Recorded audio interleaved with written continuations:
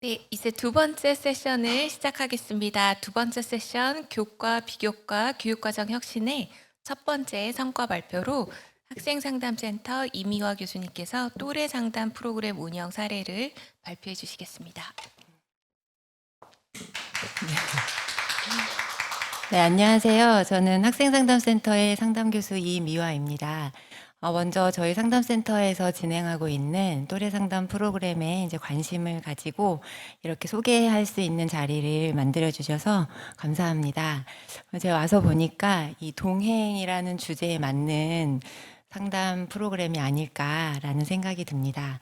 흡수 마음지킴이 또래 상담 프로그램은 이제 먼저 제가 오늘 소개드리는 순서입니다. 그 프로그램의 시행 목적, 그리고 어떻게 프로그램을 진행하는지, 그리고 또래 상담자들이 실제 어떻게 활동을 하는지, 그리고 향후 이 프로그램을 어떻게 운영할 건지에 대한 것들을 간략하게 말씀드리도록 하겠습니다. 먼저 이제 또래 상담 프로그램이라고 하면 느낌적으로 어떤 거다라는 느낌이 좀 오실 거예요. 그래서 근데 실제로 여러분들이 많이 보시는 또래 상담이랑 조금 비슷할 수도 있고 조금 다른 부분들이 있을 수도 있으니 네, 그런 부분들을 좀 염두에서 들어주시면 좋을 것 같습니다. 보통 이제 또래라는 이제 그런 개념은 이제 저희가 사회 심리적으로 비슷한 발달 과정을 겪고 있는 사람들이 주로 또래라고 얘기를 하죠. 그래서 보통 대학생이라고 하면 비슷한 대학 생활을 경험하고 있는 학생들이 일정의 교육과 훈련을 받게 됩니다. 그러고 난 뒤에 자신의 경험을 토대로 주변 학생들의 고민을 들어주기도 하고 필요한 도움을 주기도 하면서 같이 성장하는 그런 활동으로 이해하시면 좋을 것 같습니다. 보통 또래 상담은 사실은 청소년 대상으로 먼저 시작이 됐어요. 그래서 우리가 어떤 고민이 있을 때, 늘 고민이 있을 때마다 상담자를 찾을 수가 없으니 또래 친구들이 조금 더 도와줄 수 있거나 같이 이야기를 할 수 있는 것만으로도 힘을 많이 주기도 하고 도움을 많이 받기도 하는 과정으로 이제 청소년 상담에서 먼저 시작이 됐다가 이제 대학생에게도 됐고 최근에는 기업이나 여러 사회적인 기관에서도 이 또래 상담의 기능을 활성화하고 있는 이제 그런 추세입니다. 프로그램 시행 목적을 말씀드리자면 사실은 제일 큰 목적은 이제 재학생들의 이제 학교 생활 적응을 돕는 거죠. 그래서 무엇보다 학생들이 대학 생활을 하면서 필요한 어떤 도움을 그때그때 받을 수 있고 또 또래이기 때문에 줄 수 있는 도움이 있는 것 같습니다. 그래서 비슷한 경험을 했기 때문에 오히려 그 아픔을 더 잘 알 수도 있고 내가 겪었던 어떤 경험들에 대한 현실적인 도움을 줄 수도 있는 부분이 있어서 재학생들의 학교 생활 적응을 지원할 수 있고요.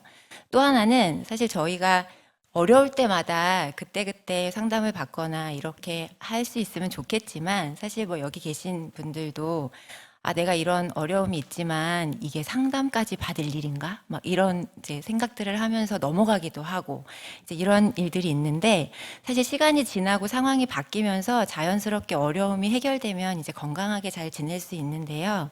때로는 그 즉시에 고민이 해결되지 않은 채 이제 오래 가지고 있으면서 점점 더 어려움이 커져가고 나중에는 심리적인 위기를 경험하는 이런 경우들도 많이 보게 됩니다. 그래서 또래 상담자들이 사실 조기에 학생들에게 먼저 다가가고 어려움을 조금 더 알아줌으로써 잠재적인 위기 학생, 어려움을 경험하고 있는 학생들을 조금 더 지원할 수 있고 때로는 필요하다면 전문적인 상담으로 연계할 수 있는 이제 이러한 역할들이 필요하고 이제 그런 역할들을 하기 위한 이제 또래 상담 프로그램입니다. 또 하나는 또래 상담자 양성 및 역량을 강화하는 건데요. 이제 뒤에 보시면 제가 설명하겠지만 또래 상담자들은 이제 또래 상담을 하기 위해서 여러 가지 심리 교육을 받게 됩니다. 그래서 이는 물론 다른 학생들을 돕기 위한 과정이기도 하지만 이 과정 자체가 또래 상담자들을 많이 성장시킬 수 있고 보다 사회적으로 적응을 잘 할 수 있는 그런 역량을 갖출 수 있도록 돕는다고 생각이 됩니다. 그래서 또래 상담자가 많으면 많을수록 사실은 저희 학교의 학생들 뭐 분위기도 좋아지고요. 훨씬 더 좋은 어떤 역할을 기대할 수 있을 거라는 생각이 듭니다. 프로그램의 전반적인 진행 과정을 말씀드리도록 하겠습니다. 우선은 또래 상담자들은 누가 하나, 재학생들이면 모두가 가능하고요. 여기 보면 제2 외국어가 가능한 학생들도 포함이 되어 있습니다. 그다음 이렇게 모집하게 되고 보통 저희가 지금 3년째 진행하고 있는데 1.5배수 이상의 학생들은 항상 신청을 하고 있고 그중에서 면접을 통해서 선발을 하게 됩니다. 선발할 때는 물론 여러 가지 동기와 그동안 학생의 어떤 경험 이런 것들을 바탕으로 선발이 되고 선발된 학생들은 이제 교육을 필수로 이제 이수하게 됩니다. 그래서 여기에서 교육은 저희가 임의로 하는 교육이 아니고요. 한국청소년상담복지개발원에서 인증하고 있는 솔리언 또래 상담자 교육 프로그램을 진행하고 있습니다. 그래서 보통 10시간의 의무 교육을 마쳐야 또래 상담자로서 이렇게 역할을 할 수 있는 자격이 주어집니다. 그리고 특히 이제 이 프로그램을 하는 이유는 학생들이 추후에 어떤 커리어를 위해서라도 이런 수료증이나 이런 교육을 이수했다라는 게 조금이라도 도움이 될 수 있을 것 같아서 이 프로그램을 진행하고 있고 이렇게 교육까지 이수한 학생들이 이제 발대식을 통해서 또래 상담자로서 이제 활동을 시작하게 됩니다. 또래 상담자 활동을 이제 하게 되고 이제 한 학기 동안의 활동을 하고 난 후에 이제 수료식을 통해서 또래 상담자로서의 활동을 마무리하는 이런 전반적인 프로그램을 진행하고 있습니다. 아까 좀 눈여겨 이렇게 들으셨던 분은, 외대 재학생이면 다 되는 것까지는 이해가 되는데, 왜 제2외국어가 가능한지가 중요하지? 또래 상담을 하는데? 이렇게 생각하실 수 있을 것 같아요. 저희 외대만의 또래 상담자의 아주 유니크한 부분이라고 할 수 있는데요. 보통 다른 대학에도 또래 상담자들은 많이 있을 수 있거든요. 그런데 저희는 어학을 전공하는 학생들이 많이 있기도 하고 또 유학생들도 많이 있는 편입니다. 그래서 재학생들과 유학생들을 연계할 수도 있고요. 유학생들의 또 학교생활 적응을 위해서 지원을 하는 이런 의미에서 제2외국어가 가능한 학생들이 이제 유학생을 의무적으로 한 명씩은 상담을 해야 하는 활동이 포함되어져 있습니다. 그래서 제가 생각하기에는 이 유학생 상담을 하는 것이 또 이 또래 상담자들에게도 굉장한 프라이드이기도 하고요. 되게 좋은 경험을 하고 있는 것들을 여러 가지 소감을 통해서 확인하고 있습니다. 또래 상담 활동에 이제 구체적으로 보시면 이렇게 시작부터 시작해서 활동, 교육, 그다음 마지막 마무리 수료 이렇게 진행을 하는데 이제 하나씩 보도록 하겠습니다. 아이고. 발대식은 이제 교육이 다 끝난 후에 이제 또래 상담자로서의 활동을 시작한다라는 의미로 저희가 조금 또래 상담자로서의 자부심과 소속감과 이런 것들을 좀 주기 위해서 좀 힘을 주고 있는 이제 그런 행사이기도 합니다. 그래서 또래 상담자들이기는 하지만 전문가라고는 할 수 없지만 그래도 소정의 훈련을 마쳤고 또래 상담자로서의 어떤 역할과 무게 있는 이런 뭐랄까요, 운영을 하기 위해서 이제 발대식을 통해서 시작을 알리는 이런 시간을 갖고 있고요.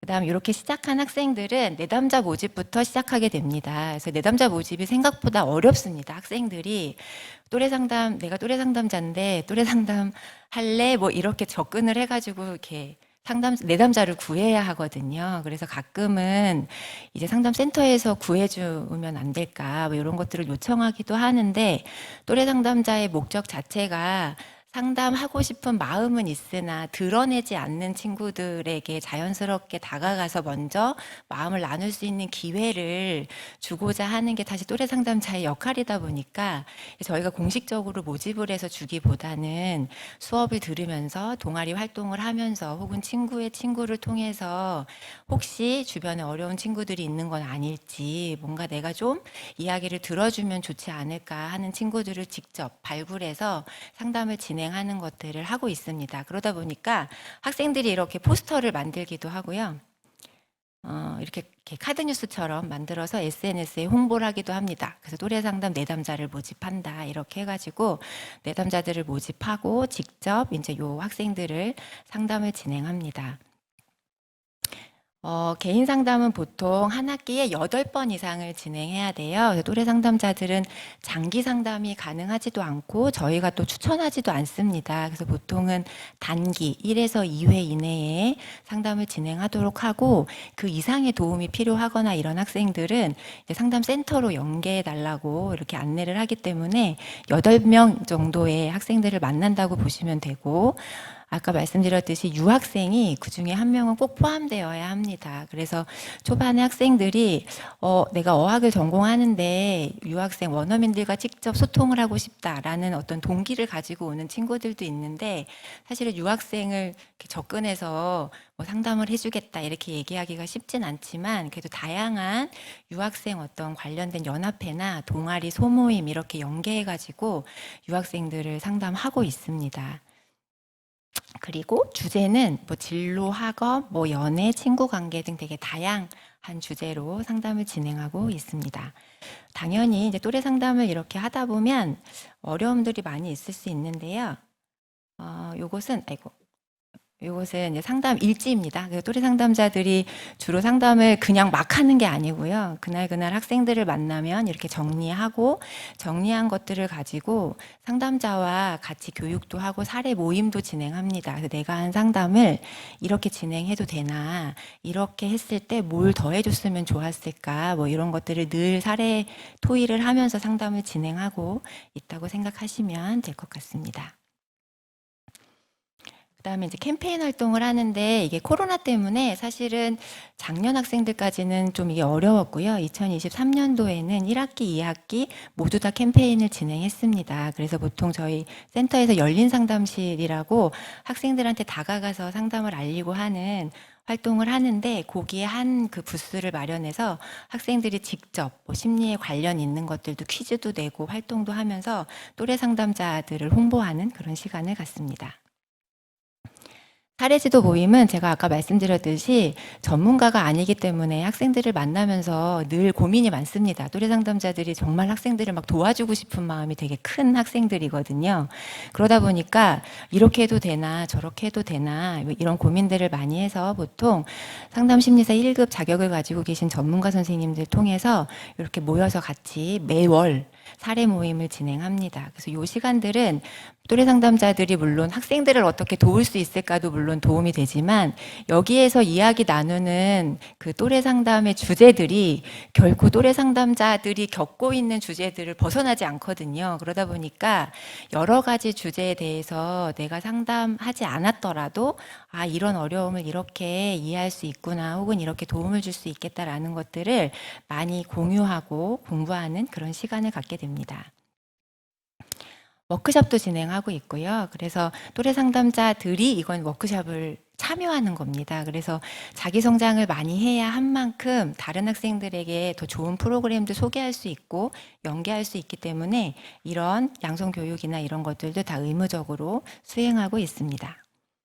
이것도 집단 프로그램을 진행하고 있고요. 자, 이렇게 모든 활동이 마치면 이제 수료식 하면서 이제 한 학기 동안의 활동을 보고하기도 하고 특히 내가 했던 사례들 중에 공유하고 싶은 사례는 같이 논의하기도 하고 하는 시간을 갖고요. 저희는 또 나름대로 한 학기 프로그램을 어떻게 진행했는지 그래서 만족도와 함께 향후 프로그램을 기획하는 데에 이제 아이디어를 얻는 이제 그런 시간이기도 합니다. 그래서 활동 보고와 수료증을 수여하는 그런 수료식을 진행하고 있습니다. 요거는 제가 알려드리고 싶었던 내용이라 수료식 할 때 또래 상담자들의 활동 소감입니다. 그래서 되게 많이 겹치기도 하고 다양한데 제가 몇 가지 조금 특징적으로 여러분들이 보시면 알겠지만 상담에서의 경청, 공감, 질문 이런 면담 기법이 굉장히 중요하다. 모든 관계에서 이런 걸 느꼈다고 하거나 혹은 또래 상담하면서 도움을 주는 것도 물론 있겠지만 나 자신을 치유하는 활동이 됐었다라고 얘기해 주기도 하고요. 또래 상담자로서의 역할은 이제 마치기는 하지만 내가 이렇게 경험하면서 느꼈던 깨달음, 뭐 주위에 대한 관심, 뭐 이런 것들을 앞으로도 계속 유지해야 되겠다. 이런 마음가짐 말씀도 전달해 주기도 하고요. 마지막으로 비슷한 환경이나 비슷한 고민을 하는 친구들이 되게 뻔한 고민일 거라고 생각을 했는데 생각보다도 더 다양한 관점에서 깊이 있게 이해할 수 있었다라는 것들을 얘기해 주기도 합니다. 그래서 또래 상담자 활동이 주변 학생들뿐만이 아니라 또래 상담자의 성장에도 도움을 줄 수 있다라는 것들을 이제 저희가 알 수 있는 그런 소감들입니다. 향후 운영 방향은 우선은 이제 아까도 뭐 말씀드렸듯이 저희 이제 또래 상담자들은 재학생뿐만이 아니라 유학생들과도 함께 정서를 교류하고 의사소통하고 이렇게 하는 과정들을 하고 있기 때문에 저희 학교의 글로벌 창의 융합 인재를 양성하는 그 기조에도 맞는 이제 그런 활동이라고 생각을 해서 앞으로도 또래 상담의 질적인 양적인 이런 확대를 계속 생각하고 있습니다. 그래서 조금 더 양질의 서비스를 제공할 수 있고 또 많은 학생들이 참여할 수 있도록 이제 추진하려고 기획하고 있고요. 그다음에 또 유학생 대상 또래 상담은 지금은 재학생이 유학생을 상담하는 과정인데 이제는 유학생 대상으로 교육을 또 참여시키고 해서 이제 유학생이 조금 더 유학생에게 같은 눈높이에서 또래 상담을 진행할 수 있는 방안들도 생각하고 있습니다. 그래서 앞으로 기회가 되면 진행하고자 합니다. 여기까지가 제가 또래 상담에 대해서 소개해 드릴 내용이었습니다. 들어주셔서 감사합니다.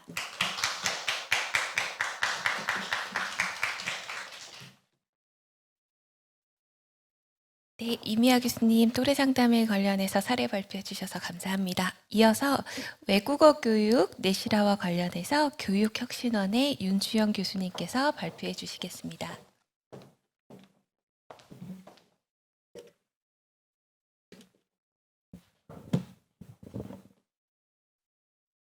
네, 안녕하세요. 교육혁신원 윤주형이라고 합니다. 오늘 제가 발표할 내용은 계열 진로 분야별 외국어 교육 과정 혁신이라는 제목으로 발표를 할 건데요. 그 중에서도 우리 외대에 있는 수많은 언어 중에서 특히 흡스 영어 교육 모델에 대해서 오늘은 소개를 해 드리려고 합니다. 네, 목차를 보시면 오늘 제가 발표할 내용은 첫 번째가 왜 제가 대표 성과 사례로 이 외국어 교육 과정 혁신에서 영어 교육 모델에 대해서 발표를 하게 되었는지에 대한 이유와요. 그리고 왜 이 외국어 교육 모델이 만들려고 추진을 하게 되었는지 그 배경과 목적에 대해서 말씀을 드리고 그리고 나서 저희가 구성한 그 흡수 외국어 교육 과정 모델에 대해서 전반적인 내용을 설명해 드릴 거고요. 그리고 나서 마지막으로 그 지금까지 현재까지 추진해 왔던 외국어 교육 과정에 있어서 특히 영어 교육 과정에 있어서 성과 사례 및 기대 효과에 대해서 말씀드리도록 하겠습니다. 네, 그러면 첫 번째로 대표 성과 사례 및 선정 사유에 대해서 말씀드리겠습니다.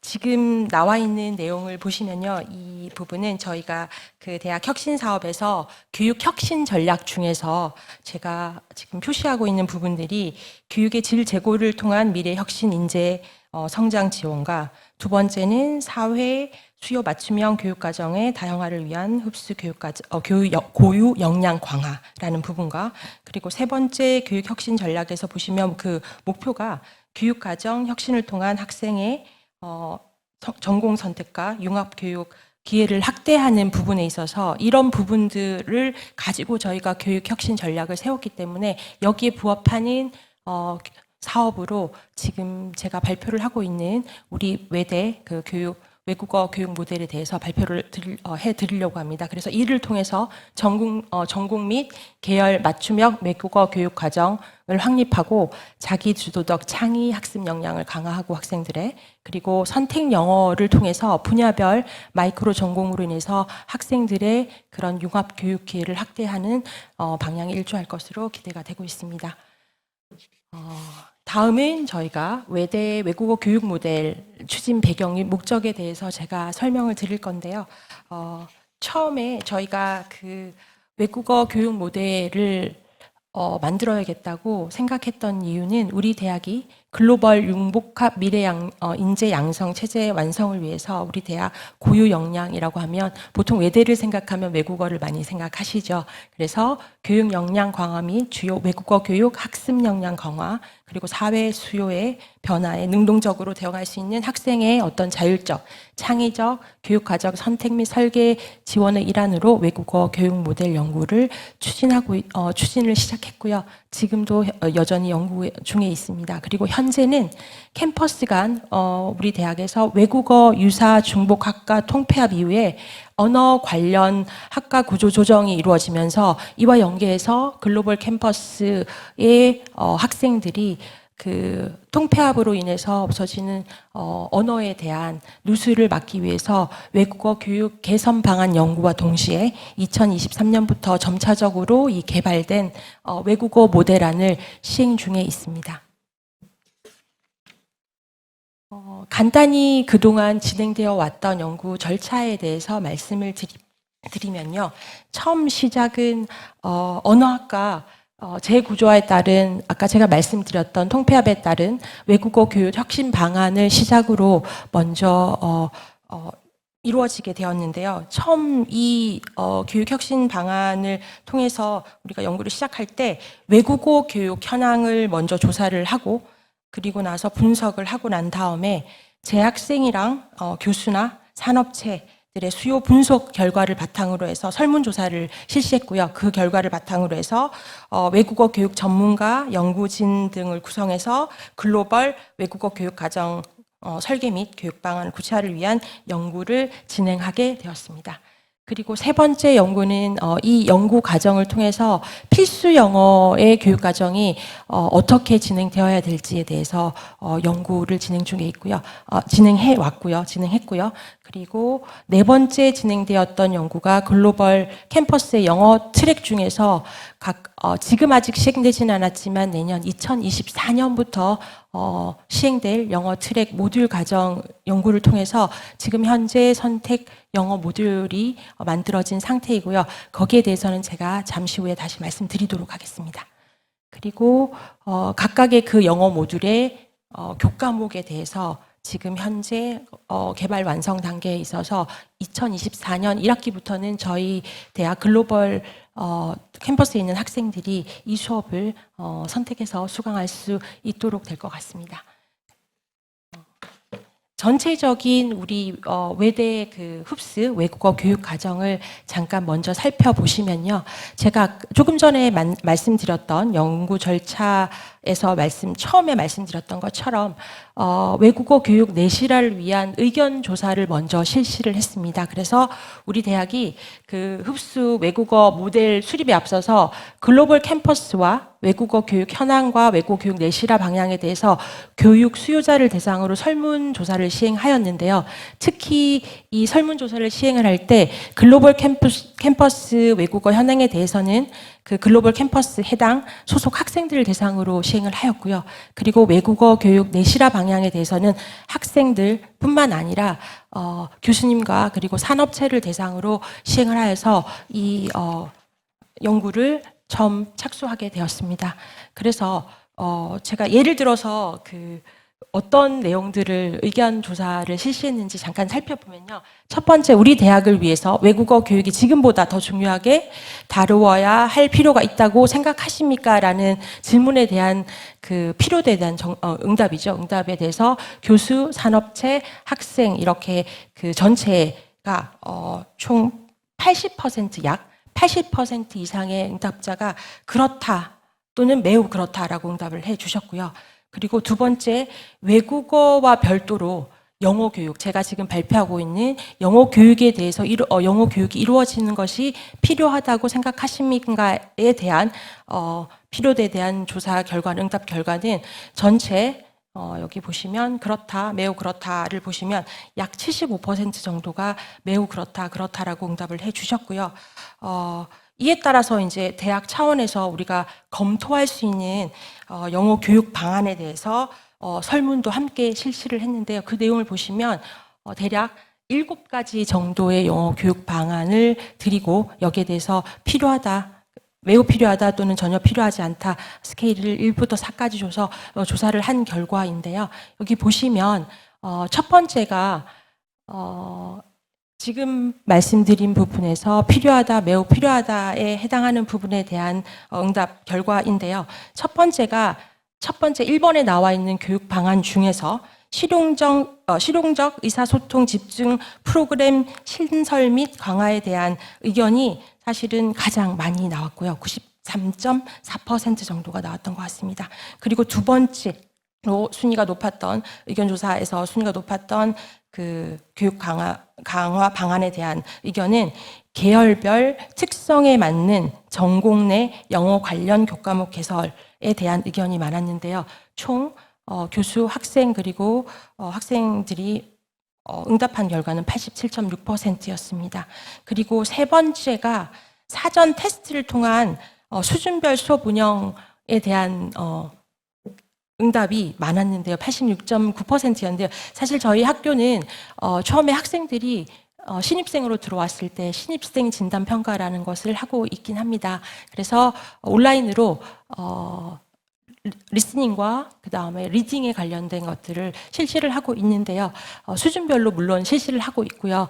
그런데 거기에다가 조금 더해서 저희가 라이팅과 스피킹도 같이 대면으로 일부 학과에 지금 적용을 하고 있고요. 그렇게 해서 이 모든 7가지 방안 중에서 가장 상위에 랭크되었던 1, 2, 3번을 중점으로 해서 저희가 교육 모델을 구성하게 되었고요. 그래서 한국외국어대학교 글로벌 현 외국어 교육 과정의 문제점을 개선하고, 물론 지금 제가 말씀드린 그 설문들은 저희가 했던 설문의 아주 극히 일부분에 해당하는 것이고요. 제가 발췌를 해서 가져온 부분입니다. 그래서 과정의 문제점을 개선하고 글로벌 캠퍼스 외국어 교육 내실화를 위한 의견 조사를 지금 말씀드렸던 것들을 반영해서 우리 대학 외국어 교육 모델을 다음과 같은 방향으로 구성하고자 했습니다. 그래서 첫 번째가 필수 영어 교과 과정을 재구성. 현재 저희가 하고 있는 필수 영어는 일반 영어 목적으로 1학기와 2학기에 나누어서 각각 3학점씩 학생들에게 일반 영어를 교육을 시키고 있는데요. 그걸 재구성해서 통합과정 교육의 실시와 필수 통합과정이라고 하면 제가 지금 말씀드렸던 읽기, 쓰기, 말하기, 듣기를 다 같이 한꺼번에 할 수 있는 그런 교육을 실시하고, 그리고 이 필수 과정을 12학점으로 확대하는 것이 어떨까라고 생각을 했고, 두 번째는 학문 중심 교육에서 탈피한 실용 외국어 중심의 모듈별 외국어 트랙 구성하는 것이 필요하다라고 의견이 나왔습니다. 구성하고자 했습니다. 그래서 지금 제가 설명드리는 거는 영어에만 국한되어져 있지만 사실 현재 외국어, 영어 외에 중국어나 일본어에 대한 트랙도 구성을 하고 있는 중입니다. 그리고 세 번째는 수준별 실용 외국어 전공 설계안을 다시 만들어서 저희가 외국어 교육 모델을 구성하고자 했습니다. 그래서 만들어진 흡스 외국어 교육 모델안은 다음과 같습니다. 첫 번째, 먼저 그 필수 코스와 선택 코스로 나누어져 있는데요. 그 필수 코스 같은 경우에는 1학기와 2학기에 각각 나누어서 각각 6학점씩 첫 1학기에는 English for General Purposes라고 해서 1번 목적, 기존에 저희가 하고 있었던 것들을 한 학기에 몰아서 끝내고 난 다음에 이 단계가 끝나면 아카데믹 퍼포즈로, 그러니까 학문 목적의 영어를 2학기에 다시 전문 학술 영어 인문 계열과 인문 사회 계열과 이공계로 나누어서 각각 3학점씩 통합 교육을 실시하고요. 그리고 나서 그에 덧붙여서 쓰기 교육까지 같이 구성을 하고 있습니다. 모든 수업은 원어로 이루어지고 있고요. 수준별 분반 수업을 하고 있습니다. 그리고 그에 맞추어서 이 두 가지 단계가 끝나면 이제는 선택 모듈로 넘어가게 되는데요. 선택 모듈은 모든 학생들이 하는 필수 코스는 아니고요. 학생들의 선택에 의해서 English for Specific Purpose라고 해서 특수 목적 영어를 특수 목적 영어를 하는 건데요. 4가지 모듈이 구성되어져 있습니다. 비즈니스 영어와 사회과학 영어, 그리고 공학 영어, 자연과학 영어, 이렇게 4가지 모듈이 구성되어져 있어서 학생들이 필요에 따라서 선택해서 들을 수 있는 교과목을 운영하려고 하고 있습니다. 그리고 그 외에 아래 보시는 것처럼 그 외국어에 대한 것들도 따로 진행이 되고 있습니다. 이 부분은 영어로 제가 표시를 한 부분이고요. 보시는 바와 같이 방금 말씀드렸던 거랑 중복되니까 그냥 넘어가도록 하겠습니다. 그리고 이 과정은 다시 말씀드리면 필수 영어는 지금 현재 저희 대학의 모든 학부생들을 대상으로 하고 있는 것은 아니고요. 2023년도 작년에는 자유전공학부 신입생을 대상으로 필수 영어 12학점에 대해서 시행을 했고요. 2024년 올해부터는 서울 캠퍼스와 글로벌 캠퍼스에 신설되는 학부 총 8개 학부 신입생을 대상으로 시행을 할 예정입니다. 네, 그리고 선택 모듈은 지금 현재 개발이 거의 완료가 되어서요. 2024년 글로벌 캠퍼스 전체 학생들에게 외국어 교육을 희망하는 학생들을 대상으로 시행할 예정입니다. 그래서 필수 영어 교육 과정은 제가 말씀드린 것처럼 수준별 원어 수업을 진행하고 있고요. 계열별로 2학기에는 한국 목적 영어를 진행하고 있고, 이 부분에 있어서는 모든 수업이 원어 수업은 아니고요. 수준별로 나누어서 원어민과 한국인 교수님들이 각각 나누어서 하는 플립드 러닝의 형태를 취하는 수업도 있고요. 전체적으로 수준에 따라서 어드밴스드 레벨 같은 경우에는 원어 수업으로 진행을 하고 있습니다. 그리고 선택 영어 교육 과정을 잠깐 살펴보시면요. 네, 모델 개설 교육과는 이렇고요. 전체적으로 보시면 저희가 처음에 선택 영어를 만들 때 이 각각의 모듈들이 학생들의 지금 하고 있는 전공과 그리고 앞으로 나아갈 직무에 대해서 어떻게 하면 영어가 더 도움이 될 수 있을까를 고민하면서 만들었던 선택 영어이기 때문에요. 이렇게 4가지로 크게 나누어서 비즈니스, 사회과학, 자연과학 그리고 공학 영어로 나누어서 저희가 모델을 구성하였고요. 그리고 선택 영어 교과목을 잠깐 살펴보시면 비즈니스와 사회과학 영어에서 교과목들이 각각 이렇게 나와 있는데 리스트가 나와져 있는데요. 이것뿐만 아니라 공학이나 자연과학 영어도 마찬가지로 모든 교과목이 그 혁신 교과목이라고 하는 PBL의 방식으로 진행될 예정입니다. 프로젝트 베이스드로 해서 학생들이 수업에 들어가면 뭔가를 만들어내서 그 영어로 각각 정말 실무에서 도움이 되는 또는 본인의 전공에서 도움이 되는 것들로 구성을 해서 프로젝트 베이스드로 수업을 진행할 예정이고요. 인원수도 저희는 15명으로 제한을 해서 소규모의 그룹으로 학생들이 수업에 임할 수 있도록 구성을 했습니다. 그리고 각각의 모듈별 교육 목표를 보시면 제가 조금 전에 말씀드린 것처럼 사실 선택 영어 모듈이라는 것은 실무 영어 능력을 향상시키는 거기 때문에 각각의 모듈별로 목표가 그 모듈에 정해져 있는 목표들에 대해서 보시면 제가 하나만 살펴보도록 하겠습니다. 시간이 없는 것 같습니다. 자연과학 영어 같은 경우에는 자연과학에 관련해서 심화 보고서를 쓴다거나 또는 학술 논문, 자연과학에 관련된 학술 논문을 작성하는 것들을 지도한다던가 또는 본인들이 자연과학 계열의 어떤 연구나 또는 직무에 진학을 했을 때 실무에 도움될 수 있는 영어들로 구성을 되어 있기 때문에 자연과학을 전공하는 학생들이 이 영어 선택을 해서 듣는다면 훨씬 본인들의 전공이나 또는 직무에 도움이 될 거라고 생각합니다. 다른 모듈도 마찬가지라고 생각하시면 될 것 같습니다. 그래서 저희 그 외대에서 지금 만들고 있는 외국어 교육 과정을 보시면 기존의 학문 목적뿐만 아니라 실용 목적으로 글로벌 캠퍼스에서는 선택 영어에 관련해서 교양처럼 선택해서 들을 수도 있고요. 또는 이것들을 구성해서 마이크로 디그리로 만들어서 하나의 작은 전공을 만들 수 있고요. 또는 본인이 원하는 그 전공을 설계하는 과정에다가 지금 저희가 설계한 선택 영어 과정들을 집어넣어서 설계할 수도 있을 것 같습니다. 그래서 마지막으로 성과 사례 및 기대 효과에 대해서 잠깐 말씀드리겠습니다. 성과 사례를 보시면 미래 사회를 대비한 우리 직무 분야별 특수 목적 모듈을 2024년 글로벌 캠퍼스에 캠퍼스에 전면 도입해서 개설함으로써 앞으로 성과가 기대되고요. 학생 수요를 반영해서 수준별 선택 영어, 중국어나 일본어 등도 모듈 개설을 할 예정이고요.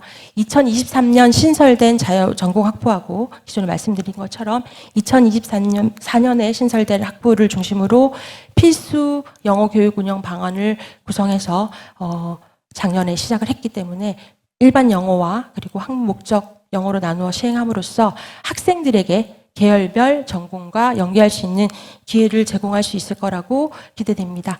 그리고 기대 효과를 잠깐 보시면 흡스 외국어 영어 교육 모델을 통해서 학생의 수준과 수요를 반영해서 이런 수업을 운영함으로써 수업 만족도뿐만 아니라 학생들의 진로 방향에 대해서 선택할 수 있는 마이크로 전공 과정도 또한 운영하고 있기 때문에 학생들의 진로 및 취업에 일조할 수 있을 것으로 기대됩니다. 그리고 말씀드린 것처럼 마이크로 전공을 도입하게 됨으로써 학생 전공 선택권이 확대될 것으로 기대되고 있고요. 마지막으로 4차 산업혁명 시대 산업 변화에 대응하는 대응 기술이 반영된 맞춤형 교육 제공을 통해서 사회 및 산업계가 요구하는 실무형 인재를 양성할 것으로 기대됩니다. 네, 제가 준비한 내용은 여기까지고요. 네, 경청해 주셔서 감사합니다.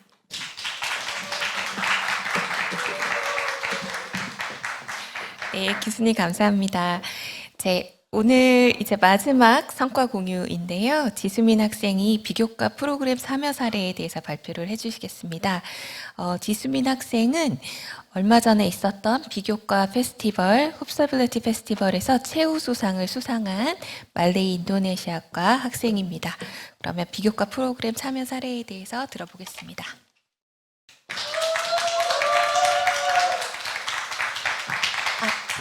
네, 안녕하십니까. 저는 2023년도 1학기에 Bring Your Own Ideas라는 프로그램에 참여해 이중언어 동화책 제작 및 북토크 프로그램을 진행한 다동팀의 지수민이라고 합니다. 먼저 저희 프로그램을 기획하게 된 배경에 대해서 간략하게 말씀을 드리고 저희가 진행했던 동화책 제작 그리고 북토크 활동에 대해서 말씀드린 후 마지막으로 느낀 점과 기대 효과, 개발되었다고 생각하는 역량에 대해서 언급하면서 발표를 마무리하도록 하겠습니다. 먼저 프로그램 기획 배경입니다. 저는 다문화학교에서 아르바이트를 하면서 우리나라에 거주하고 있는 다문화 가정 아이들이 겪고 있는 이중언어 학습 문제에 대해 알게 되었습니다. 이중언어는 다문화 가정의 선천적 자산이라고도 할 수 있는데요. 하지만 아직 우리나라에서는 이러한 이중언어 학습의 중요성에 대한 인식 부족, 그리고 아이들이 어렸을 때부터 친숙하게 이중언어를 학습할 수 있는 매체 부족 등의 문제로 인해 현재 우리나라에 거주하고 있는 다문화 가정 아이들의 약 95%가량이 한국어만을 구사할 수 있다고 합니다. 즉, 이중언어를 구사하지 못한다는 것이죠. 저희는 이러한 문제에 주목해서 일반인 대상으로 인식 설문조사를 진행하였습니다. 그 결과 다문화 가정 아이들에게 이중언어 학습이 필요하다는 점에는 대부분이 공감하였으나 이러한 이중언어 학습 부족 문제에 대한 인지 정도를 물어보는 문항에서는 잘 모른다가 가장 높은 비율을 차지하였습니다. 또한 이러한 이중언어 학습이 필요하다고 생각하는 이유로는 정체성 확립 그리고 경쟁력 향상이 가장 높은 비율을 차지하였습니다. 저는 이러한 문제를 동화 작가님과 협업한 새로운 이중언어 동화책 제작을 통해 해결할 수 있을 것이라고 생각했습니다. 이중언어 동화책을 제작함으로써 동화 작가님의 책 출판에 관한 니즈와 다문화 가정 아이들의 이중언어 학습에 대한 니즈를 연결시킬 수 있을 것이라고 생각했습니다. 다음으로 저희가 진행했던 동화책 제작 과정에 대해서 간략하게 설명을 드리겠습니다. 먼저 저희는 동화작가 모집을 진행하였는데요. 인터넷 동화작가 커뮤니티를 이용해 모집을 진행하였습니다. 여기서 아이들의 연령대나 번역 난이도, 내용 등을 종합적으로 고려해 아직 출판된 적이 없는 우수한 원고를 선정하였습니다. 이렇게 보시는 것과 같이 동화작가 커뮤니티에 모집글을 업로드하였는데요. 생각보다 정말 많은 작가님께서 지원을 해주셨고 그래서 한 작품을 선정하기 어려웠지만 앞서 말씀드렸듯이 여러 가지 기준을 종합적으로 고려해 가장 적합하다고 생각하는 원고로 작업을 진행하였습니다. 다음으로는 번역 언어 선정인데요. 통계청, 다문화센터 등의 통계 자료를 바탕으로 해서 가장 수요가 높을 것으로 예상되는 베트남어와 태국어를 번역 언어로 선정해 총 2가지 버전의 책을 제작하였습니다. 다음으로 번역팀, 사파팀, 음성녹음 지원자를 모집해 작업을 진행하였는데요. 번역팀의 경우 한국외대 관련 전공 학부생을 모집하였고, 사파팀의 경우 성균관대 미술대학에 재학 중인 학생들이 참여를 해주었습니다. 또 음성녹음 지원자의 경우 한국외대 한국어문화교육원에 재학 중인 학생들을 대상으로 지원자를 모집해 작업을 진행하였습니다. 보이시는 것은 태국어 번역팀과 사파팀 제작 회의 사진입니다.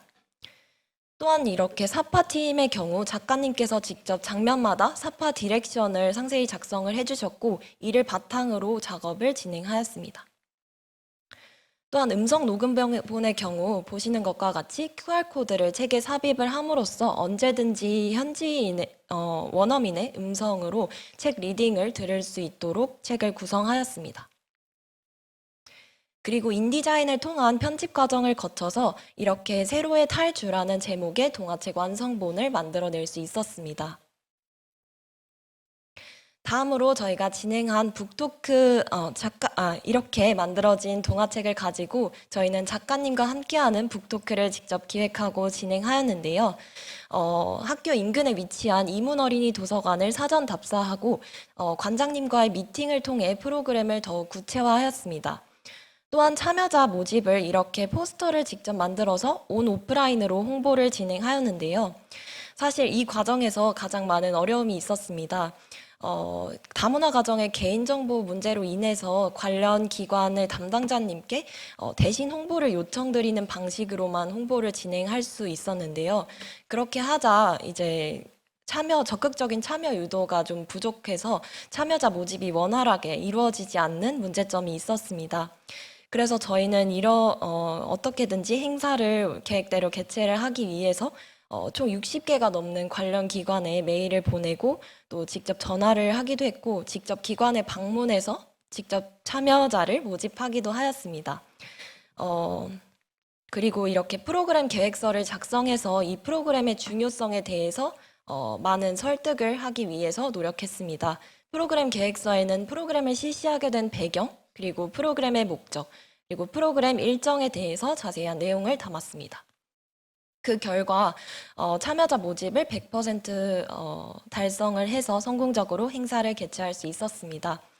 다음으로 북토크 콘서트 진행 과정에 대해서 말씀드리겠습니다. 먼저 북토크 콘서트는 의원님과 교수님 축사로 시작을 했습니다.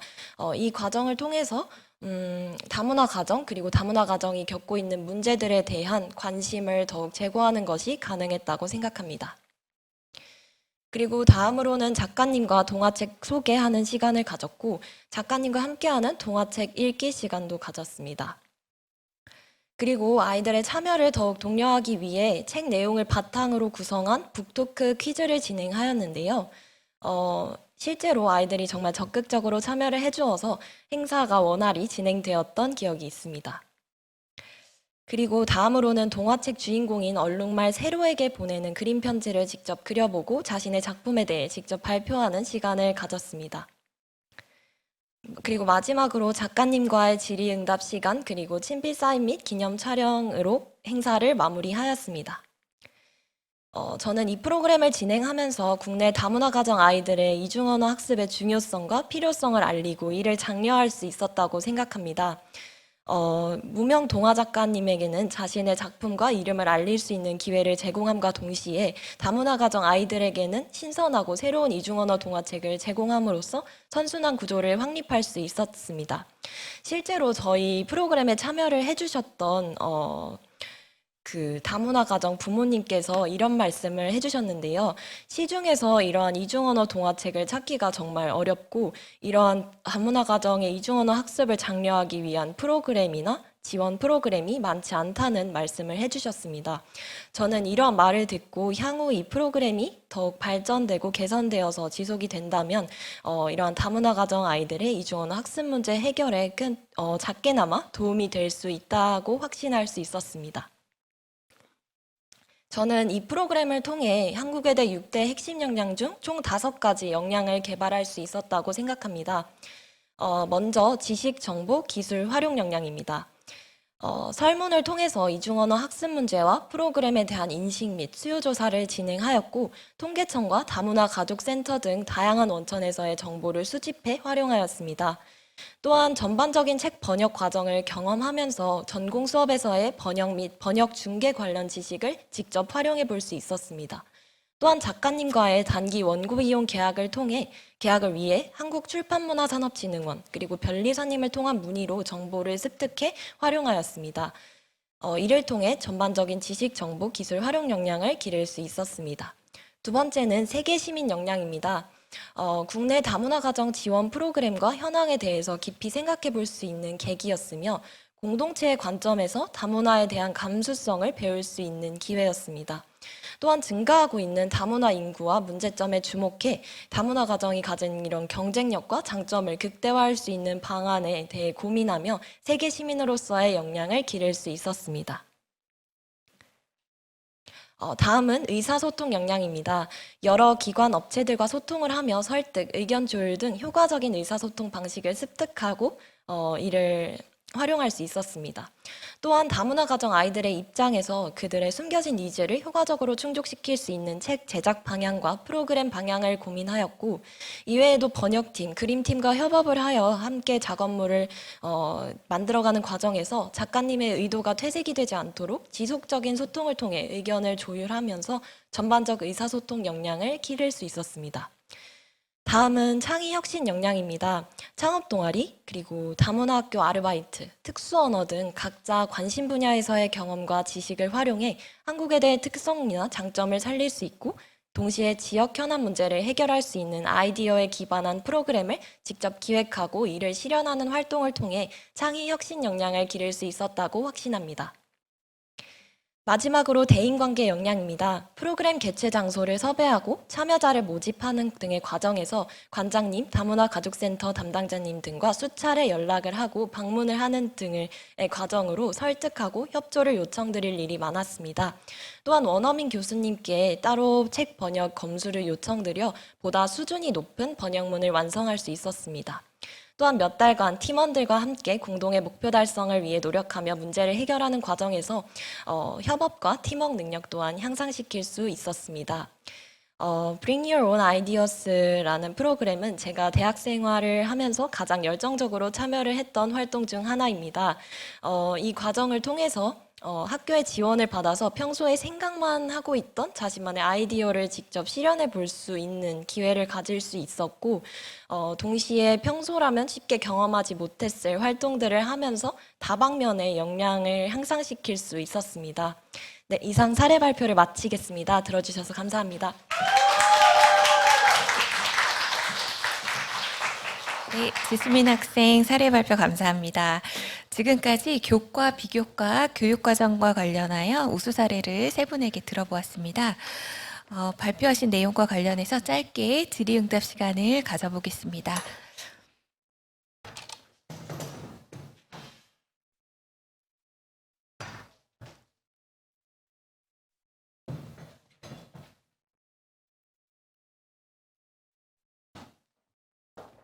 네, 지금 세 분 모두 앞에 나와주셨는데요. 혹시 세 분 발표와 관련해서 질문 있으신 분은 손을 들어주시면 저희가 마이크를 가져다 드리겠습니다.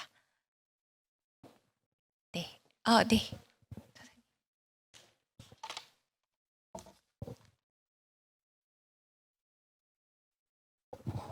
네, 안녕하세요. 저희 글로벌 캠퍼스 학생인재 개발처장입니다. 이매화 교수님께 좀 먼저 좀 여쭙고 싶은데요. 제가 이제 전에 듣기로 또래 상담 프로그램이 학생들한테 굉장히 큰 호응을 받고 있고 굉장히 잘 운영되어서 사실 저희 입장에서 굉장히 부럽고 이제 벤치마킹에서 이제 비슷한 프로그램을 좀 만들고자 노력하고 있는데요. 사실 가장 이제 궁금했던 거는 그러니까 심리 상담이라는 그러니까 부분이 사실은 학생들 어떤 개인적인 것이기 때문에, 그러니까 사생활 보호 입장에서 이제 상담하는 그 내용이 외부로 유출되지 않는 게 굉장히 중요할 것 같거든요. 이 부분을 어떻게 관리하시는지가 사실 가장 궁금했습니다. 사실은 또래 상담자들이 이제 전문가가 아니긴 하지만 저희가 사전에 교육을 할 때 상담자로서의 역할과 윤리적인 부분들을 굉장히 강조를 많이 하고 있습니다. 그래서 실제 제가 놀랍게도 학생들이 또래 상담을 시작할 때쯤 되면 정말 상담자가 된 것 같은 마음으로 이제 학생들에게 다가가고 만나는 것 같아요. 그리고 실제로 그 과정에서도 사례 관리나 이런 부분에 있어서도 또래들은 교내에서 학생들을 만나는 친구들이다 보니까 이제 뭐 내가 또래 상담했는데 그 학생이 이런 뭐 히스토리가 있어 이런 것들이 전달되는 것이 가장 염려가 되는 부분이기도 하거든요. 그래서 이제 뭐 이 부분들에 대해서는 이제 최대한 학생들이 상담자로서의 그런 비밀 보장은 가장 기본이 되는 역량으로 저희가 강조하고 있고, 그래서 저희가 사례 일지를 쓸 때에도 사실은 자세히 구체적인 내용을 거기에 담진 않습니다. 그래서 사실은 뭐 학생들이 상담을 했다라는 것들을 저희가 확인하기 위해서 필요한 작업이기도 해서 최대한 간략하게 하고, 그다음에 아무리 상담자라고 해도 그 이야기를 듣고 정리하는 순간 그거는 이제 그 내담자만의 이야기는 아니고 상담자가 생각한 내용들이 기술이 되기 때문에 이 객관적이지도 않거든요, 사실은. 그래서 이제 그런 부분들을 강조해서 이제 관리를 하려고 노력을 하고 있습니다. 근데 생각보다 이 상담자 교육이 사실은 되게 강력하게 학생들에게 영향을 많이 주는 것 같아요. 그래서 제가 이제 사례 모임 하거나 공부할 때 또래 상담자들 직접 지도를 하는데 하다 보면 정말 상담 전공자만큼 되게 열심히 그리고 상담자로서의 역할을 하려고 되게 노력을 많이 하는 것들을 저희가 느낄 수 있었고요. 또 저 또한 굉장히 강조하고 있습니다. 그래서 사실 또래 상담자들이 뭐 예를 들면 사적 만남을 가지면 안 된다. 뭐 이런 것들도 그렇고 이게 이렇게 힘든 얘기를 듣다 보면 그리고 또래 상담자 지원한 학생들의 특징이 남을 돕고 싶어 하고 어려움이 있으면 해결해주고 싶은 마음이 막 있는 학생들이라서 사실은 자칫 이게 약간의 또 범위가 넘어지면 서로가 더 힘들어지거든요. 그래서 그러한 부분들도 이제 구조화 미리 하고 이제 상담자 역할로만 만나게 이렇게 많이 강조를 하고 있습니다. 네. 네. 네, 혹시 또 다른 저 질문 하나만 있으실까요? 더 네네. 이번 해주시죠. 윤지영 교수님께 네네. 좀 부탁드리고 싶은데요. 사실 이제 저희 과가 이제 올해 신입생부터 이제 혁신에서 준비하신 영어 프로그램에 이제 들어가기로 결정이 되어 있는데, 그러니까 좀 부탁드리고 싶은 말씀이 있어서 지금 그러니까 영어 교육이 전체적으로 이제 저학년 중심으로 이제 이루어지다 보니까 사실 이제 좀 그러니까 고학년까지도 좀 커버하는 영어 프로그램이면 참 좋겠다라는 생각이 좀 들고요. 그리고 이공계의 입장에서 사실 학생들이 발표할 수 있는 경험이 참 많이 없습니다. 그렇다 보니까 이제 발표에 대한 스킬도 부족한데 사실 영어로 발표해야 될 일이 이 학생들이 졸업하면 분명히 많을 거거든요. 근데 발표 자체도 익숙하지 않은데 영어로 발표를 하는 거는 아마 더 부담이 될 것 같습니다. 그래서 이제 학과에서는 이제 학생들 이제 국내에 이제 학회에 좀 참여해서 영어로 발표할 수 있는 기회를 자꾸 주려고 하는데 학생들은 굉장히 힘들어 하는데요. 그런 부분도 좀 같이 좀 고려해서 이제 영어 프레젠테이션이라든지 그런 부분도 좀 같이 좀 프로그램에 넣어주시면 정말 감사할 것 같습니다. 네. 네. 방금 말씀하신 부분은 제가 답변을 드리면요. 일단은 고학년 학생들 같은 경우에는 지금 필수 과정 같은 경우에는 1학년 학생들을 대상으로 대부분 하고 있는 거잖아요. 근데 선택 영어는 지금 기존에 쉽게 생각하시면 교양이라고 생각을 하시고 선택 영어에 특히 공학 계열에 있는 그 모듈로 들어가면 방금 말씀하신 그 프레젠테이션에 관련된 영어 교육을 직접 학생들한테 실무에서 할 수 있게끔 가르치려고 저희가 15명으로 제한을 한 이유도 소수의 인원으로 충분히 나가서 실용적으로 쓸 수 있을 만큼의 교육을 시키기 위해서 만들어진 과정이거든요. 그래서 방금 말씀하신 부분은 아마도 학생들이 그 선택 영어 관련해서 공학 계열이나 또는 자연 계열에 있는 그 모듈 내에 있는 교과목을 선택해서 수강을 한다면 어느 정도는 제 생각에는 해소가 될 것 같습니다. 네. 네, 그러면 시간 관계상 저희가 사전 질문으로 받은 질문을 마지막으로 제가 지수민 학생에게 읽어주고 답변을 부탁드리도록 하겠습니다. 오늘 흡수 혁신 성과 공유 포럼의 주제인 동행 그리고 동행에 가장 어울리는 발표가 아니었나 싶습니다라고 질문을 이제 시작해 주셨고요. 이번 BYOI 프로그램을 참여하면서 가장 어려웠던 점과 그런 어려운 점들을 극복하는 과정을 설명해 달라고 부탁을 하셨습니다. 네. 가장 어려웠던 점은 개인적으로 책 제작이나 프로그램 진행에 있어서 작가님이나 번역팀, 사파팀, 음성 녹음팀 뿐만 아니라 도서관 관계자님 등 정말 다양한 사람들과 소통하고 의견을 조율하면서 작업을 진행해야 했습니다. 그래서 이게 한 학기라는 굉장히 촉박한 기간 내에 모두 진행이 돼야 됐기 때문에 그 점이 가장 어려웠던 것 같고, 또 아까 발표에서 말씀드렸듯이 북토크의 참여자가 다문화 가정 그리고 베트남과 태국으로 제한이 되다 보니까 또 적극적으로 도와주시는 관계자분들이 생각보다 많지 않았던 점, 그런 점이 가장 힘들었던 것 같습니다. 이거를 극복했던 방법은 이제 팀원들과 아무래도 발로 뛰면서 직접 홍보를 하면서 계획대로 흘러갈 수 있도록 노력을 했고, 교육혁신원 교수님이나 교직원 분들께서도 정말 적극적으로 도와주셔서 덕분에 원활하게 그래도 프로그램을 마무리할 수 있었던 것 같습니다. 감사합니다. 네, 세 분 오늘 사례 발표를 준비해 주시고 또 이렇게 성과를 공유해 주셔서 대단히 감사합니다. 네, 이것으로 질의응답 시간은 짧게 마치도록 하고요. 이상으로 저희 제2회 한국외국어대학교 대학혁신지원사업 혁신성과 공유 포럼을 마치겠습니다. 장시간 참석해 주시고 또 경청해 주셔서 감사합니다.